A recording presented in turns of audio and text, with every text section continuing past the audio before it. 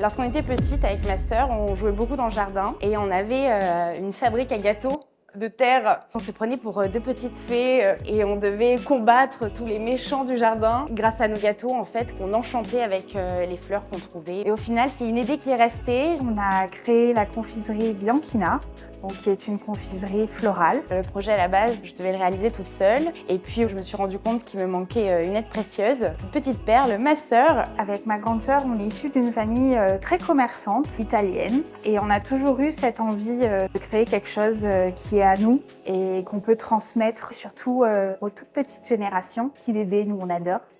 C'est à ce moment-là qu'il faut leur donner plein d'amour et plein de gourmandise et plein de savoir.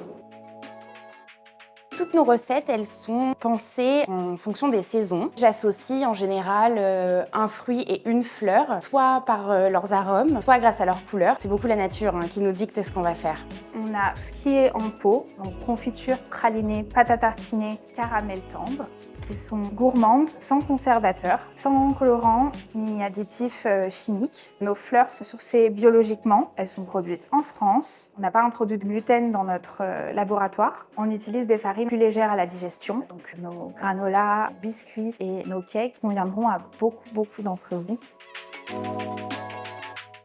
On travaille au cuivre parce que c'est un matériel qui permet d'activer la pectine naturelle des fruits sans avoir à ajouter une plus grosse partie de sucre. Du coup, sur une recette de confiture classique, on est sur 1 kg de fruits, 1 kg de sucre. Nous, on a fait le choix de diviser la quantité de sucre par 2. Donc pas mal de sucre de coco, les sirops d'agave, les sirops d'érable, beaucoup de miel. Et ensuite, on laisse la magie faire. Pour nous retrouver, on a une page Instagram et on se trouve au 12 rue Augustin Daumas, à quelques pas des Halles.